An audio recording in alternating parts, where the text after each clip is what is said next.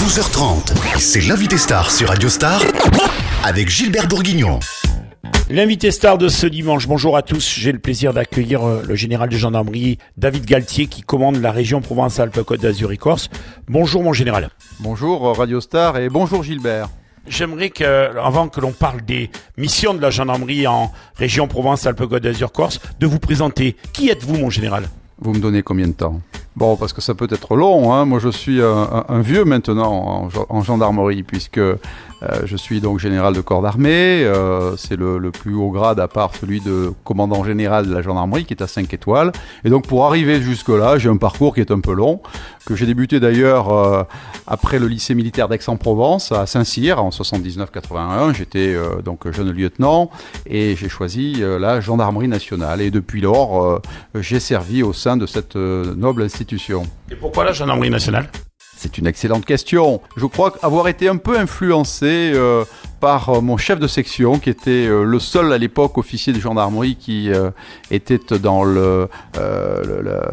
l'encadrement des jeunes Saint-Cyriens, qui était un homme exceptionnel. Je cite son nom, c'était le général Chevillard, parce qu'il est resté pour moi un modèle. Et puis, ma foi, peut-être à l'époque, le désir de servir à l'intérieur de mon pays, de servir la sécurité intérieure déjà. D'accord. Vous êtes à la tête de la région Provence-Alpes-Côte d'Azur.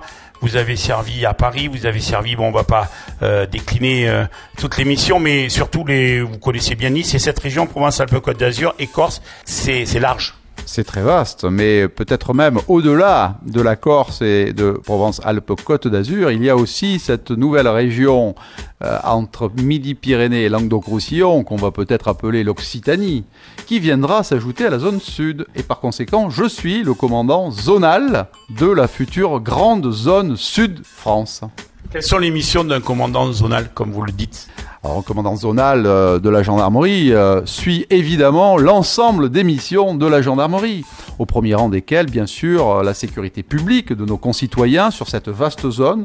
Je rappelle que on aura, aujourd'hui, c'est déjà 8 millions d'habitants dans la zone, avec à peu près 4 millions en zone de gendarmerie, c'est-à-dire 95% du territoire et les 2/3 des communes, ce qui est considérable.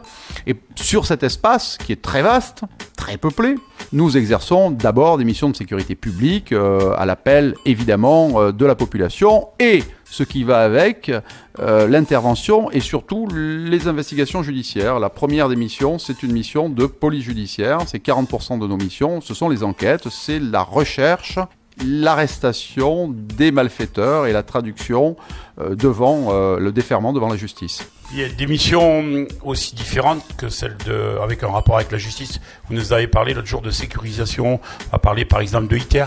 Bien entendu, il y a des missions un peu hors normes. C'est le cas de ces événements exceptionnels comme la sécurisation du rallye Monte-Carlo, les G8, les G20, les grands événements. Et puis, de temps à autre, des missions hors normes. C'est le cas de la sécurité des convois ITER.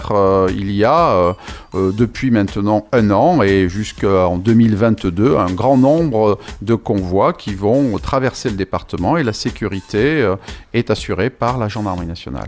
Combien de gendarmes vous avez sous vos ordres ? Il y a 11 000 personnels aujourd'hui dans la zone sud. Il y en aura 16 000 lorsque nous intégrerons Midi-Pyrénées. Donc vous voyez, on ne chôme pas. C'est l'équivalent à peu près de 500 casernes avec des problèmes immobiliers au quotidien. C'est plus de 3 000 véhicules. Bref, une armée. Je vous le rappelle, l'invité star de ce dimanche sur Radio Star, on parle de gendarmerie et on est avec le général Galtier qui commande donc la gendarmerie en région Provence-Alpes-Côte d'Azur-Corse. On se retrouve juste après une toute petite pause musicale. Allez, retour dans l'invité star de ce dimanche. Je vous le rappelle, le général David Galtier qui commande la gendarmerie en région Provence-Alpes-Côte d'Azur-Corse. Mon général, quels sont les événements marquants de votre carrière ? Il y en a eu en 2015, mais prenons des exemples avant et cette année qui, on peut le dire, va rester dans les mémoires. C'est vrai, c'est un peu pour nous l'annus horribilis, comme dirait la Queen. J'étais pas à UVA, en revanche, nous étions sur IAT, Canala, les événements de Pointe-Dimier, donc des événements lourds, avec des ouvertures de feu, avec des blessés, donc nous étions sur ces événements. Mais également, par la suite, une dominante, on va dire, dans ma carrière, qui est une dominante de police judiciaire et d'enquête. Et c'est un peu le hasard qui fait ça, participer à la grande majorité des enquêtes lourdes qu'a dû conduire la gendarmerie ces 20 dernières années, on va dire depuis le sang contaminé, la vache folle, les grandes enquêtes autour des fiancés de Fontainebleau, les disparitions, jusqu'à le meurtre du petit Valentin, jusqu'à l'affaire de la disparition, la catastrophe du Boeing 747 d'Air France, et puis on est allé aussi sur des territoires comme la Guyane avec la traque de la bande de Manuel Zino à l'issue de l'assassinat de 2 militaires et de gendarmes blessés. Bref, une grande dominante de police judiciaire et d'action. Dans cette année 2015, elle aura été marquée par des événements et on vous a vu conduire ces événements du côté de le Seigne-les-Alpes lors du crash de l'avion. C'est vrai, j'étais avec le procureur de la République de Marseille, qui est le parquet spécialisé pour la gestion de catastrophes. Et sous l'autorité bien sûr du préfet de zone, nous avons conduit les opérations qui nous ont amenés à bien sûr gérer cette catastrophe internationale, 150 victimes, 47 nationalités différentes et puis des centaines et des centaines de gendarmes sur le terrain, près de 400 gendarmes tous les jours mobilisés en moyenne et ce pendant 2 mois. Nous étions à la manœuvre de la première minute jusqu'à la dernière minute. De la première minute, c'était le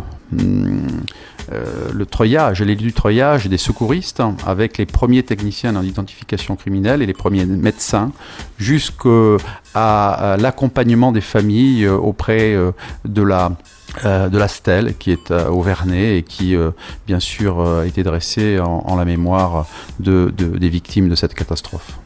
L'invité star de ce dimanche, pour ceux qui viennent nous rejoindre sur Radio Star, l'invité star, le général David Galtier, qui est le commandant de la gendarmerie de la région Provence-Alpes-Côte d'Azur-Corse. Mon général, dans une question beaucoup plus généraliste, quelle est votre vision sur la sécurité dans le monde aujourd'hui ? Question un peu difficile. Je n'ai pas la prétention d'avoir une vision mondiale. Déjà, au niveau de ma zone, j'essaie de travailler au contrôle de zone qui m'est demandé par le ministre et par le préfet, puisque nous avons les frontières. Nous allons de la frontière italienne à la frontière espagnole. Donc nous effectuons là un contrôle de zone à partir des barrières de péage, à partir des frontières naturelles qui permettent de délimiter le terrain avec une occupation du terrain. Nous faisons ensuite des missions de prévention dans le domaine du terrorisme. Bien sûr, le renseignement terroriste aujourd'hui est une mission essentielle et je crois qu'elle est la préoccupation majeure de nos concitoyens et de nos autorités. Donc nous nous y engageons pleinement. Et puis il y a toutes les enquêtes à mener dans le cadre de l'état d'urgence, vous le savez, auxquelles nous participons, en liaison bien sûr avec les autorités judiciaires et sous le contrôle de l'autorité administrative. Voilà un petit peu quelles sont nos préoccupations. Le reste, s'agissant d'une vision plus globale, je suis Marseillais, donc je suis plutôt d'un naturel optimiste. Ne voyons pas à quelques encablures de ces fêtes de Noël, je dirais, le monde trop noir, même s'il est difficile, et faisons peut-être confiance dans les forces de sécurité, dans notre capacité à rebondir après les événements que nous avons cités, cet esprit de résistance et ces valeurs auxquelles il faut faire appel et auxquelles nous croyons pour nous débarrasser de ce mal qui nous ronge, qui est le terrorisme, qui est le grand banditisme, et faisons un vœu peut-être en cette période et soyons un petit peu optimistes. Merci mon général, c'est la fin de notre interview star. Je vous souhaite un bon dimanche à l'écoute de Radio Star et je vous retrouve dimanche prochain pour un prochain rendez-vous. Radio Star.